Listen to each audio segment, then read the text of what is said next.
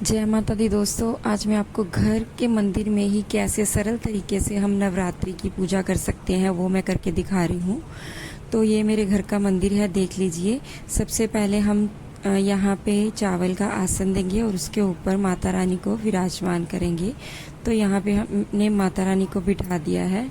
उसके बाद हम सर्वप्रथम गणेश जी को आसन देंगे। आपके पास आसन नहीं है तो आप नीचे चावल का आसन देके उसके ऊपर भी गणेश जी को बिठा सकते हैं। यहाँ पे मेरे पास छोटी सी चौकी है तो मैं उस पर गणेश जी को बिठा रही हूँ। तो आप ऐसे भी बिठा सकते हैं।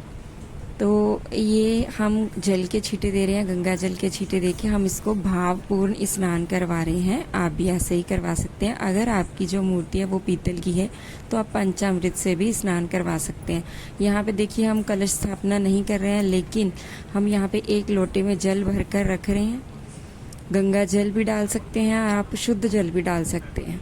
उसके ऊपर मैंने एक पात्र में अक्षत डाल के भर के रखे और उसमें एक सिक्का डाला है। तो ये हमारा सूक्ष्म जो कलश है वो यहाँ पे तैयार हो गया। ये कलश जो है ये 9 के 9 दिन यहाँ पे ऐसे के ऐसे ही रहेगा, इसको हिलाना नहीं है।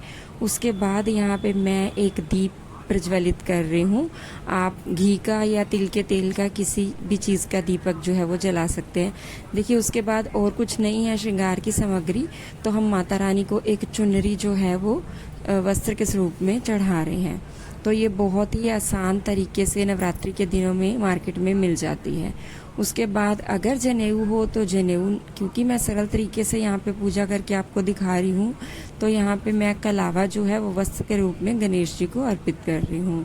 उसके बाद हम सबको तिलक कर देंगे। पहले प्रथम पूजनीय गणेश जी को करेंगे, फिर माता रानी को करेंगे। उसके बाद जो हमने कलश स्थापित किया है, सूक्ष्म कलश, हम उस पर एक तिलक लगाएंगे।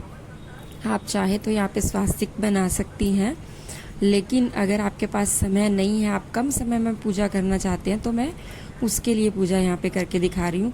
यहाँ पे आप माता रानी को और गणेश जी को फूल अर्पित कर सकते हैं, लेकिन मेरे पास यहाँ पे फूल अवेलेबल नहीं है, इसलिए मैं उनको अक्षित अर्पित कर रही हूँ। कभी भी जोत जो है वो खाली नहीं जगनी चाहिए, तो इसलिए उस जोत में भी मैंने थोड़े से जो अक्षत वो डाले हैं। अब बात करें यहाँ पे भोग की, तो जो भी आपके पास घर में अवेलेबल हो तो वो आप फल जो हैं वो चढ़ा सकते हैं। उसके बाद मैं यहाँ पे बताशे का भोग लगा रही हूँ।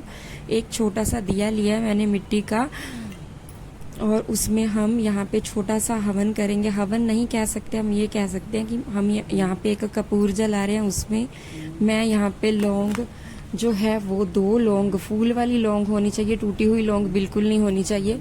उस फूल वाली लौंग को हम कपूर के साथ ही यहाँ पे वो जो दीपक है उसमें डाल देंगे, और जो भी आपने भोग जो लगाया है उस भोग को भी हम इसी में डाल देंगे। तो यहाँ पे ये हमारा छोटा सा जो हवन है वो हो गया है। तो देखिए कितने आसान तरीके से आप घर में, अपने घर के मंदिर में बिना अलग से चौकी लगाए 9 दिन तक माता रानी की ऐसे ही पूजा कर सकते हैं। माता रानी आप सबकी मनोकामना पूर्ण करे। जय माता।